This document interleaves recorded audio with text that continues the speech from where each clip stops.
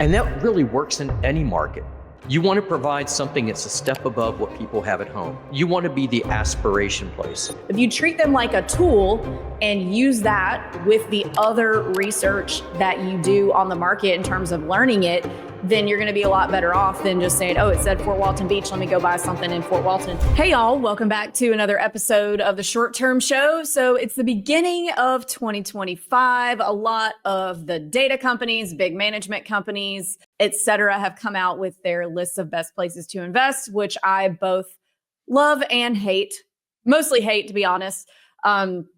Because I think that a lot of times people get a little confused about who to listen to and what to look for. So we're going to dive into this a little bit today. And to help me do that, I have Chuck Kramer, the infamous Chuck Kramer. He's been investing in vacation rentals longer than I have, which is over 10 years. But I'll let him introduce himself. Hey, Chuck. I couldn't do it any better. Other than the fact that I am more legitimately retired than most people. So I didn't really start this until I retired. All right. And how many have you owned over the years? I was thinking about this the other day. I've owned 17 total, and like any investor, you're in and out of different properties. So 17 short terms and 9 long terms. Still have a couple of long terms. Cool.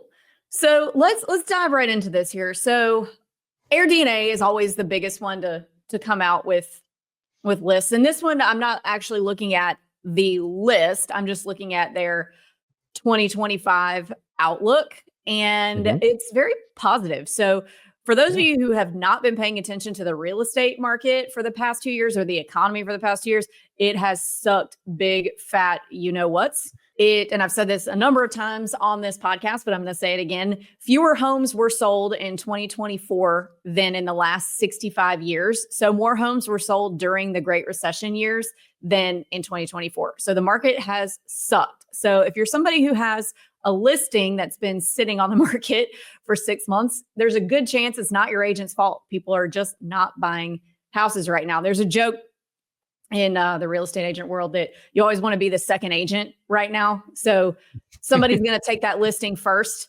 and seller's going to, not really want to price it where it really should be. We're coming off of 2021, 2022 prices still. They've still got that number in their head that their neighbor got. And so we list it way too high and it sits on the market for 6 months and they don't want to drop below, and then it expires.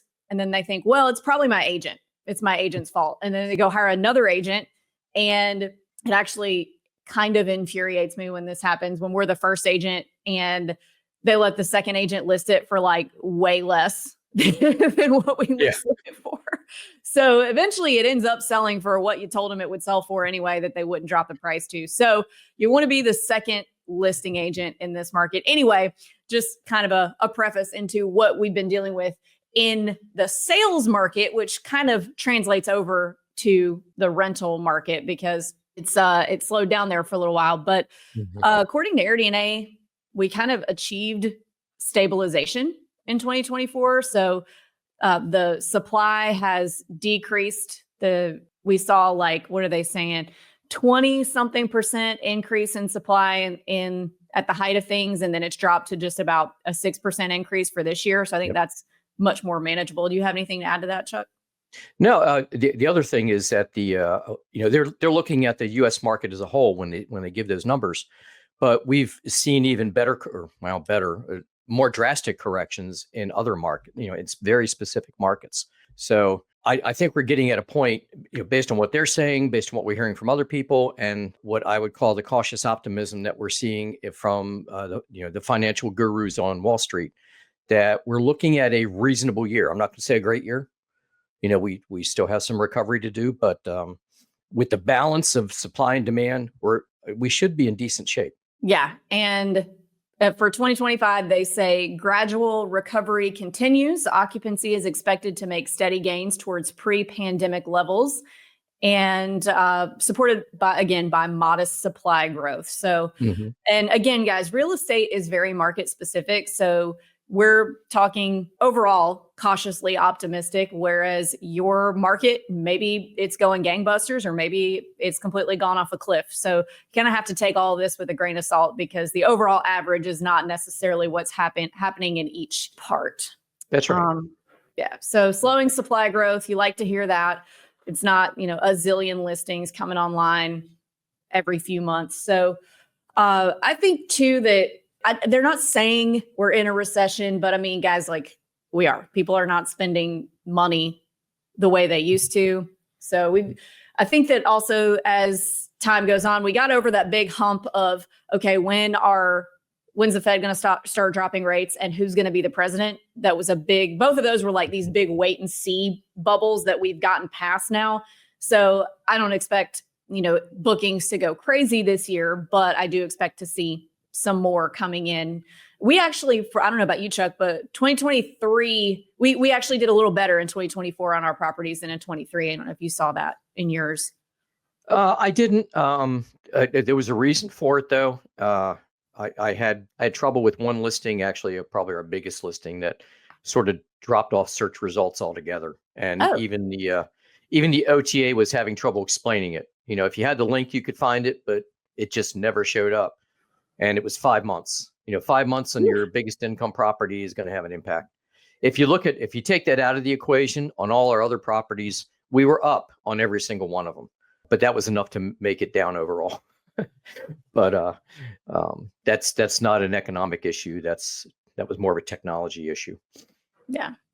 Well, that sucks, but yeah, hopefully you've got it turned around. I hope so. I mean, there's a lesson there too. Yeah. About, number of eggs, number of baskets kind of thing. So, diversify for sure. Yeah. Yeah. Well, all right. So let's get into some of these lists because I love talking crap about these lists because a lot of times like there are nuggets of good information in them, but people don't pay attention to the other outside factors that influence them. So let's start with Easy Street Capital's list of best places to invest. So they've got nice short list to work with, 5 places. Flagstaff, Arizona, which I do like. We've got an agent there, so plug. Affordable ski market, I like it. Charleston, South Carolina. I think regulations there are a little bit tough, but clearly there's a way to do it. I don't know exactly what they are, but clearly there's a way to do it. Joshua Tree, which I'm surprised to hear because that's one of everybody's favorite markets to talk about going off a cliff and it's oversaturated and all these things. Gulf Shores, Alabama. Again, I always expect to see Gulf Shores on these lists. Great beach market, especially for us Southeasterners. And then Nashville, Tennessee, which I'm so over Nashville. I actually just got off of the phone with a developer and short-term rental owner who owns a bunch of things in Nashville. And she said they had a rough time in Nashville last year. They had a big shift, but I'm interested to see, why they say Nashville is a good spot. But to me, after having lived in Austin and then Los Angeles and then New York and then coming to Nashville as a Southerner, it just feels like Nashville is a bunch of Californians and New Yorkers who I love in their natural habitats pretending to be Southern. And I find it offensive. Nashville offends me at this point. So anyway, walking around with the cowboy hats and like, that's a Texas thing. We're in the Southeast. We don't wear cowboy hats. You're appropriating wrong, just whatever. Anyway, It's got nothing to do with short-term rentals, is my personal opinion. All right. So what do you think of this list, Chuck? Well, the ones that show up every year, and we can discuss them briefly, but I mean, the Gulf Shores and the Flagstaff, and to some extent, Charleston makes almost every list. But I'll revisit Charleston. They're just solid places. Gulf Shores, it's the simple place that everybody goes to for the beach. It's due south, west, and east of several major metropolitan areas. In some ways, you could describe it almost like the Smokies when you say that it's within a half a day's drive of a huge part of the population. And it's beautiful. So yeah. You fly to Phoenix to go to Flagstaff, right? Yes, that's the easiest. I mean, you can get there from a couple of places, but that's the closest one. Yeah. So that's what I think about Gulf Shores. Flagstaff is kind of the same way. It gets a lot of people from California that want to get out of they've done everything in California. They want to go somewhere else. Flagstaff keeps them in that moderate environment. It's a year-round destination. If you can stand the heat in the summer, that's what all the pools are for. So, it's a great environment for that. When you can count on 12 months of income as an investor, that's pretty good. As a visitor, that means whatever time off you have during the year, Flagstaff has something for you. Now, Yeah. Charleston and Nashville, I kind of put in the same basket in that they are heavily regulated. You can get, it's hard to get a new license. It can be done, but it's difficult. That makes the value of the people and not the people, but the properties that already have a license even higher. Now, these places are still attracting more and more guests, but there's only a certain number of rentals. Well, I mean, you just do the simple math on that. It's going to drive up the ADR. So you've got a demand that's exceeding supply. And I think that's why it makes the list here. And Nashville actually is on several lists. The other thing about both Nashville and Charleston, now Charleston, the Charleston regional area is also expanding more to include the shore. That's something it has that Nashville doesn't. It's got a beach. Right. So, it attracts a whole different type of person during the summer. And that whole shore area is growing with more regulation. Nashville, on the other hand, you've got the city, you got the music, you got the bar scenes, you've got the entertainment and the city vibe. You got some sports reasons to go there, but you don't have a beach. Right. Yeah. And so to me, Charleston is kind of like a New Orleans type place. Like you've got so much history, all the cool architecture, but it's easier to get to. Yeah. And also the beach. if you were to take a week during the summer and go to Charleston, you could do day trips to Savannah. Savannah's only about an hour and a half away. And that's got a whole different vibe than Charleston does. You could go the other direction and go a little bit north and hit Wilmington. Then of course you got the beach east of there. So there's a lot to do there and within an easy distance. I mean, it's not like Flags. Well, no, I don't want to pick Flagstaff. It's not like some places where you go and you're kind of stuck there because there's not a lot else to do. And I'm not going to pick on the Smokies necessarily, but if you go to the Smokies every year and you spend a week there every year, by 7 or 8 years, you've done everything. And it's not like you can get in the car. Okay, you can get in the car, drive across the mountains, go to the casino over in Cherokee, but you start to run out of things to do. Charleston, you've got those day trips if you plan it right. And I mean, it's in a good spot. I'd argue the same for Savannah. Savannah's just a lot more tightly wound in terms of regulation. Yeah. So. Yeah. And I think, these markets, like these metro markets that end up on these lists, and you and I talked about this offline for a minute, that every year these lists are like 2/3 vacation markets and 1/3 metro markets. And the metro markets, what Nashville has done a good job of is, and Charleston and Savannah and a lot of these places with their regulations, is commodifying short-term rental property. So they make it scarce. So not everybody has it. So it makes it more valuable from a commercial standpoint. And I wonder if as time goes on and most metro markets and suburban markets and non-vacation markets impose these big, heavy regulations, if the overall commodification of vacation destination property will happen. I mean, I don't expect that to happen in the next few years, but just over time, I've wondered that. Yeah, I think that has to happen. I mean, it's a natural consequence. Something else we haven't brought up, and none of these lists really talk about, and I was kind of surprised. I first heard it from Verbo, at least that's what got me thinking about it, was the impact of social media on destinations. And I think that's another reason we see places like Joshua Tree in Nashville make so many lists. It's hard to watch any influencer without coming across Nashville or Joshua Tree a couple of times a year at least.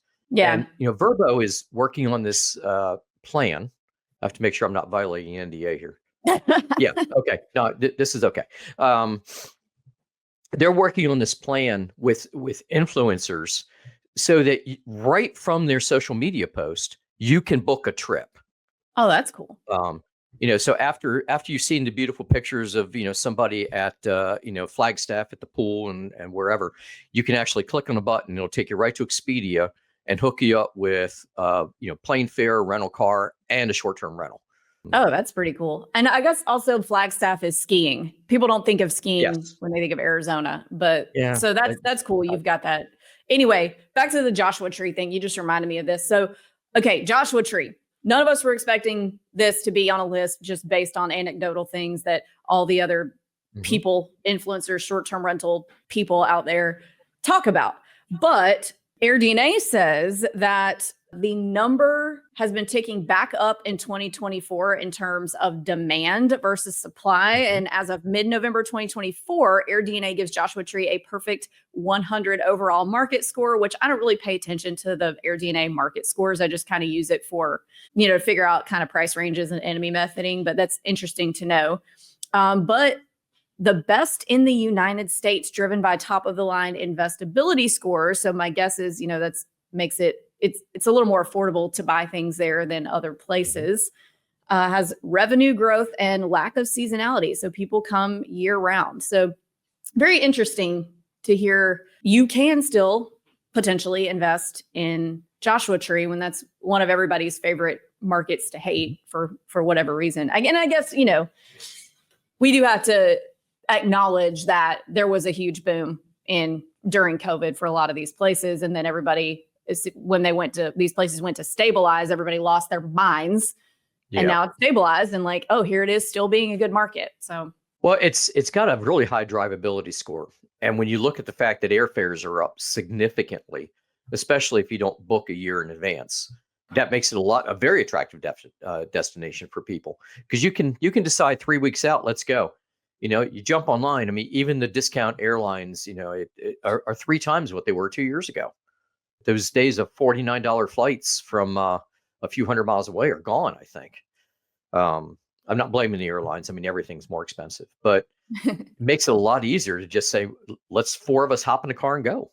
Yeah. So, yeah, I agree. Well, let's move on to a different list. So I don't want to spend all our time on this one. So now I'm on Rabu. So Rabu did their lists a little bit differently this year. So I'm going to look at 2 of them. The 20 best short-term rental markets in Florida. I'm also going to look at their 20 best short-term rental mountain markets. So what we see here, I'm not going to go through all 20 because there's a lot of scrolling involved, and I don't want y'all to have to sit here and listen to me scroll. But on every single list, there is at least 1 or 2 towns that are on the Emerald Coast. So here we've got Fort Walton Beach, we've got Pensacola, I believe Rosemary. No, that's on a different list. Sorry. Jumping ahead of myself. So something on the Emerald Coast is on every single one of these lists almost every year. We've got a lot of stuff in Southwest Florida. Yeah, Southwest. So Bradenton, where we've got an agent, Seminole, Sarasota, all those little areas around Sarasota, Clearwater. And then also Southeast Florida, Pompano Beach, Deerfield Beach. And then also, again, another little bit of a surprise, Orlando, because that is another one of everyone's favorite places to say is saturated. And I mean, I'll be honest, our clients in Orlando who've owned there for a while, it's definitely been hit pretty hard with the stabilization. Now, we do still have people who are buying the right things that are doing really well, but across the board, Orlando has taken a hit. So interesting to see that it's on a list of best places to invest. You're an ex, or what do they call people who live in Orlando? Orlandoans. It's extremely hot with no beach. But anyway, what do you think about this? Well, actually, if this were 2024, I would be shocked that was on there. I'm not surprised for 2025. It actually gives me confidence in Rabu's methodology, because one of the things they're factoring in is the new theme park opening up, which is so Disney's getting a whole new park, and what's the other one? Universal's opening. Yeah, Universal's opening a new park this year. Okay. A little bit further south and lesser known and attached to Legoland, the Peppa Pig theme park opened up. I hate Peppa Pig. Last year. I hate her. Well, like it or love it, it's something else to do while you're staying in the area. Yeah. Legoland is going to attract a younger audience. And then, then you got something else to do before you hop in that car and make the hour and a half drive to Disney. And I've actually gone to Legoland and stayed in their little bungalows, which look like they're built with Legos. I got to say, they're really cute. The kids love them. Okay. We haven't done Legoland yet. We've actually only done Disney 100 times at this point. but I really want to do Universal because I am a Harry Potter nerd. Luke is a little old for Harry Potter, and he tells me that I'm a dork. And every time we go to Orlando, I'm like, let's do Universal, not just Disney, because I want to go to Harry Potter World. He acts like I'm just the most heinous of nerds. But I'm Well, trying I'm to. older than you are, and I'm a Harry Potter fan. So I just shot that argument in the foot. So, well, I'm gonna get him on board. What I'm gonna do is get the kids obsessed with it, so he can't say no. I'm going to indoctrinate them with Harry Yeah. Potter. And don't underestimate SeaWorld too. Yeah. That's sort of like the secret in the area. I mean, everyone knows it's there, but people don't go. But it's got probably the best water park I've seen Oh, in Florida. really? Yeah. I can't get into I have a water park phobia. Mm. Well, when you're in Orlando for a week during, in July or August, Yeah. and 100% humidity and 90 to 95 degrees every day, water park sounds really good. Yeah. Yeah, I agree with that. All right. So here we are on this list. We got Yeah. several Emerald Coast cities. We've got several East Coast of Florida cities, several West Coast of Florida cities. So basically buying on the beach and investing on the beach is in still. Yeah. And, Crystal River, also an honorable mention, that is not Mhm. a Disney or coastal market necessarily. So this is all kind of common sense still. You buy where Yep. people want to do things. People want to go to the beach. They want to go skiing or to the mountains. Let's check their mountain list real quick, unless you have anything else to add to the Florida. No, I mean, I understand the hesitancy to invest in Florida. I mean, because the news and the weather and but look at how well, I mean, Southwest Florida has recovered from 2 hurricanes. And people still come. They come. They come year round. So one other small thing about Central Florida is international travel to Central Florida hasn't really recovered to pre-COVID levels, but it's on its way. It's ticked up a lot in the last 6 or 8 months. I've been watching the Orlando travel visitor site, and they put those stats up on occasion. It's recovering very well.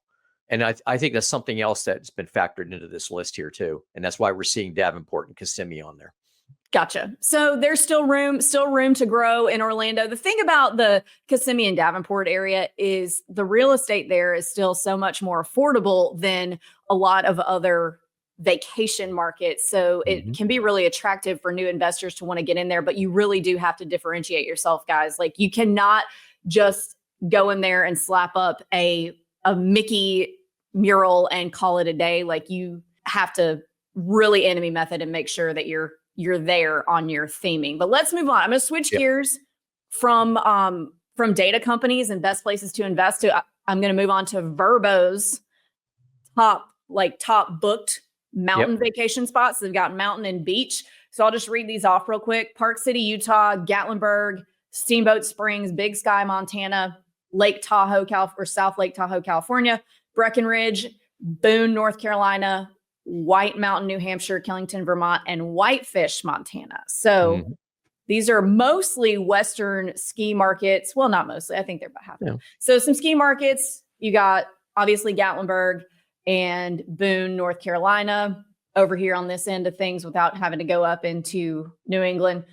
So these are the places that are most booked on the travel site. So I think that this is really something to pay attention to, that investors sometimes only get caught up in the data websites, but like, you want to invest where there's a lot of tourism. So investing in these places that are the most booked. Park City, for example, I'd love to own something in Park City. It's really easy to get to, 30 minutes from the airport. Like a lot of these other places, you got to Whitefish, I love Whitefish, but it's almost to Canada. I've got to get on 3 airplanes to get there. So it's just a pain in the ass, but I think Park City is easier for a lot of people. Steamboat, again, 3 hours from the Denver airport. It's awesome. It's beautiful, but just not quite as accessible. But something I want to point out that I'm seeing on this list, just looking in these markets and doing some research on purchase prices for things that could be used as short-term rentals. All these ski markets are extremely expensive. Like Steamboat Springs, it's like $2.5 million for a 2-bedroom condo. So not necessarily markets that you're looking at a lot of cash flow, but what are your thoughts here, Chuck?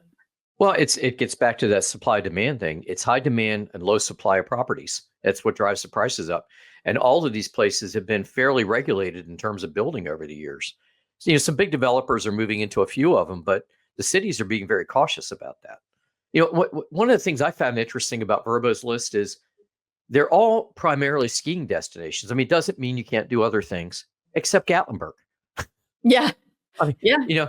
not that you can't ski in Gatlinburg. There's one place you can go, and it's open for 3 months, and they usually sell out a month and a half ahead of time. But every other place on here is a fairly well-known skiing destination, Yeah. except that one. I think the really smart people are going to be looking for what is the next Gatlinburg in the United States. What kind of places are people going to that have drivability near an airport, but aren't known for skiing, but known for other things that could potentially grow.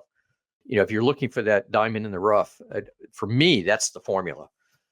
Mhm. Probably watch a lot of Hallmark movies. You're bound to find something. Yeah.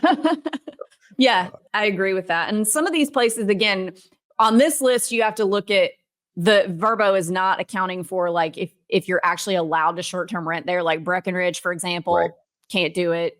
South Lake Tahoe, I think is pretty difficult. Steamboat, really difficult. I had a period of wanting to buy something in Colorado last year, and it's just impossible to do in a lot of these places, but it's really good to know where the OTAs say to invest. Now, let's go back. We're going to hit the Verbo beach list, and then I just kind of want to talk general with you, Chuck, about like strategies and things for people. So on Verbo's top beach destinations, we've got Hilton Head, the Hamptons. Again, that's one of those that's like, yeah, a lot of people go there, but I mean, who can afford to buy that? Gulf Shores again, Panama City No Beach. one that watches podcasts. Yeah. If you're watching my podcast, you can't afford the Hamptons. Maybe you can. Okay. Gulf Shores again, Panama City again, San Diego, kind of an interesting, cool market. I stayed in an Airbnb in San Diego last year, and they are regulating pretty heavy, and it is a metro market, but it's also a beach market. So it's a little bit of a mix, kind of interesting, but expensive real estate as with all California. They've got Rosemary Beach, which is on the Emerald Coast, is part of 30A as a top place or one of the top places to go. Maui, Ocean City, New Jersey, Aransas County, Texas, and Myrtle Beach, South Carolina. So nothing shocking here. And what I've seen too in just the short-term shop sales is people like to invest in beach markets because just like me, why do I live in a beach market? I grew up coming here on vacation, and it makes me happy to be here. So people like to invest in places that make them happy. I've heard you say that since day one. And Luke too. When you're looking for a property, one of the factors has to be, do you like vacationing there? For most people, they're going to be there anyway. Closing, setting up, visiting, maintenance. So make it a place you want to go to. Yeah. So I think, Chuck, with all the lists that we've looked at, and there's, any number of other lists out there from other companies that we didn't go over because we only have so much time. But I think there's different ones on different lists. Each list is going to be different, but you can totally screw this up or knock it out of the park or actually, let's talk about how you can screw it up first. I think, well, no, I'm going to talk about knocking it out of the park first. The way to knock it out of the park is to buy in a market that that you have a competitive edge in through knowledge. So I'm not talking about like you have an uncle that builds pickleball courts and they'll do it for you for free or whatever to have the best property. I'm not talking about that. I'm talking about market knowledge and knowing who your guest is. So Chuck, you used a great example before we hit record about the Smokies. So let's talk about what it means to know who your guest is when you're buying things. Well, let's use that as an example because, frankly, it's the one I know the best. Got many, many years of experience there. Luke said, I believe it was one of his podcast episodes, and he said it really well. If you want to know a market, in this case, Gatlinburg, go to one of the primary areas, whether it's Dollywood or in this case, downtown Gatlinburg, and sit on a bench and watch the people who go by. You're not going to see people in suits. You're not going to see people, wearing, $500 designer jackets. And you might see some other designer things, but you're basically going to see middle-class America in the Smokies. And the longer you sit there, the more of that you're going to see. In that market, That's your primary avatar. That's 3/4 to 80% of the people that visit there. Basic middle class America, which means if you go in and you want to, you end up buying eight. I don't want to insult anybody by doing this, because there is a market for this, just not a big one. But you're not going to go in there and buy a whole bunch of high end places and put them up and get $2,000 a night year round. There just aren't enough people for that, who are going to come and spend that kind of money, and certainly not for that amount of time. But if you put up a good solid place that's comfortable, looks nice, has a bit of a designer look, gives people that sort of feeling that they can reach for something that they don't have on a daily basis, you're going to do well. I'm going to quote Luke again, and listen to his podcast, folks. Really, there was a discussion years ago that he and I had online, and I don't even know that the video is available. I think it was a Facebook Live, where someone asked about should they go with a king bed or a queen bed when they had room, and his first response was, of course, if you have a king bed, go for that. And then they said, should I get the 10-inch or the 12-inch or the 14-inch? He goes, go for the 14. He goes, people don't have this at home. They want to reach and have something that they don't have on a daily basis. That conversation stuck in my head. I mean, the way he phrased it was perfect. And that really works in any market. You want to provide something that's a step above what people have at home. You want to be the aspiration place. I don't mean, the high end with the crystal glasses. I mean, within reach. And I don't care whether it's in the mountains or the beach. Yeah, or metro, wherever you choose to invest somewhere that you know and understand. Yeah, and I absolutely. cannot stress that enough. And I've seen so many people, these lists can be really dangerous. And I think I've talked about that enough on here. Mm-hmm. But when you treat them as gospel and not just a tool to help you, if you treat them like a tool and use that with the other research that you do on the market in terms of learning it, then you're going to be a lot better off than just saying, oh, it said Fort Walton Beach, let me go buy something in Fort Walton. And you buy a weird 3-bedroom brick house that's on the wrong side of the bay because you didn't do your research on where people actually go to vacation in Fort Walton, which is Okaloosa Island on the other side of the bay. Take the time to understand that. Go and visit, and you can be successful. And I think one other thing that I wanted to talk about is when you're looking at the lists that compare average purchase prices to incomes, that can be a little bit dangerous too, because in some cases, they're using all the data that is, for example, on the wrong side of the bay. So those properties are going to be a lot cheaper than the properties that would actually make good vacation rentals. So that data is going to be off.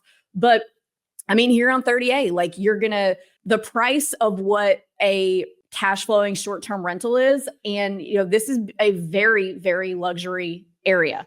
Michael Jordan owns a house here. I didn't know that until I was talking to a builder earlier who built his house. Michael Jordan, you've got the owner of the Dallas Cowboys, you've got Taylor Swift building something, you got all these people, the Waltons, and they're buying $25 million beach houses that are not short-term rentals. So on the other side of that whole purchase price versus gross income data, you're getting in these purchase price averages, those $25 million houses that are not vacation rentals. These are just ultra wealthy people's vacation homes that are not being rented. So those lists can be a little bit like, take those with a grain of salt, do your own research on what in the market would make a good vacation rental and how much that is versus looking at these big market averages, because they can be wildly different within the same market just based on what would and would not be a vacation rental. You hit the nail on the head. And I just to reiterate, I mean, even here in the Destin area, just up the road, one block from the beach can make a 20% difference, 30% difference in home price, depending on the block. And I see that in a lot of beach markets, actually. We see that on Crystal Beach, Texas, for example. People go, I'm first row, second row, third row, and higher that number is, the lower the purchase price, usually the sale price. And a lot of these, they don't get that granular in these kinds of reports. So you've got to consider that. And the only way to do that is, the real estate purchase version of the enemy method. Go in and look yourself. Yeah. And I mean, these lists are great for a new person who's like, oh, let me see best places to invest. And they look at these lists and they say, oh, Hilton Head. I love Hilton Head. I love going to Hilton Head. Let me do a little more research on this. So now you have a little bit of data to get you started. You've got you know that market because you've been a tourist there. So you've got that knowledge. And so you already have two pieces of the puzzle to go do the rest of that research to make sure the purchase prices are what they need to be, the income's what it needs to be in order for you to invest. So I think these lists are great in terms of getting people started, but it really is up to you to make sure you find that sweet spot within the market that you choose and not just say, oh, Fort Walton Beach, great. Let me go buy a bunch of stuff in Fort Walton Beach. And you haven't done any other research on who goes there, what gets rented, what that sweet spot is. Right. And let's not ignore doing basic research outside of that. I don't hear enough people doing this of, jumping online. And fortunately, with AI tools, you don't need to be as good at Google search. But you can go to some of these AI search tools and say, show me the news about new developments going on in Charleston. And of course, it will bring up things like apartment complexes, but it may also bring up, oh, yeah, there's a new museum going up. There's a new football stadium going up. So you can find out if there's going to be anything that will change the draw. I'm surprised. I've actually talked to some Orlando area owners in the last couple months who didn't know that a new theme park was opening up. Yeah, and they own there. And of course, in the Smokies, there always seems to be something new opening up. And Galveston is doing it. There's a bunch of new development going on in Galveston, which is, right next to Crystal Beach in Texas. So you've got to do that kind of research too. It's not just numbers. What brings the people there and what's going to bring more people there? What's going to shift that supply demand curve? Totally agree with that. And I think that even if you're doing metro markets, like we haven't talked about metro markets much here, but there are places like Nashville where there is a lot of bachelorette party travel and things like that. It's still just, I know I talked a lot of crap about Nashville. I'm sorry to you Nashvillians. But it's just finding that sweet spot. Are you able to find, a little bit cheaper property than some of the other ones, maybe because it's a little more beat up and you can find that opportunity to clean it up and get it where it needs to be. Right. So I think there's opportunity in any and every market in the country. If you are the person that has that competitive edge of the knowledge of the market, then you're somebody who can use all these other tools to be successful. Right. And Nashville is another great example about knowing what's going on in the city. That you might be able to find a place, a little bit further away from Broadway. But if, you've been watching the news and there's, financial news, there's something about a new entertainment complex going up, that you're going to end up being close to. Oh, yeah. On that North Bank. I read about that. If you're doing the homework on that and the person selling a property hasn't factored that in, you could do very well just on appreciation. Yeah. So I think that's about all I have to say on these lists. That I just want to make sure that as you guys are reading them, they're all coming out this year, that you're looking a little bit deeper, not just taking these numbers and these recommendations at face value, but doing your own research into regulations, into purchase prices, into actual income numbers and market knowledge. And Chuck, do you have any parting words for us? Yeah, actually about these lists, let's keep in mind that, places like Bloomberg, Forbes, and all that do these lists as well. But often their articles are based on the same information. So it's not new information. They're, in many cases, they're rehashing it or putting it together. Don't get swayed by that. You got to do your homework. It doesn't mean these aren't good starting points, but that's all they should be for you as a starting point. Starting points. And we appreciate all of the companies who put these things out. And I'm a regular user of just about everything that we went through, all the companies list that we went through. So yeah, I think that's all I got for today. Guys, if you have any questions on best places to invest, we have a weekly call every Wednesday at noon Central. You can sign up for at stsconsultation.com, where you can ask us any questions that you have that have anything to do with short-term rentals. So if you're listening to this and you're like, well, now this is about as clear as mud, hop on, ask us questions. We're happy to help. With that being said, Chuck, would you like to tell your adoring fans farewell? Well, farewell. But you can visit me on STS Plus too. Oh yeah, Chuck is a coach. I totally need to plug that. Sorry. Short Term Shop Plus is our new offering, mentorship program. Chuck is a coach on there. So you have access not only to Luke and myself, got a few other coaches, but if you're a spreadsheet person and a data person, Chuck is your guy. So I need to Or probably owner, move that to the yeah. beginning of the episode, but It's okay. all right. Well, thank you so much for coming on, Chuck, and we'll catch you next time. Guys, if you want more of Chuck, sign up for STS Plus. Yep. And see you online. See y'all.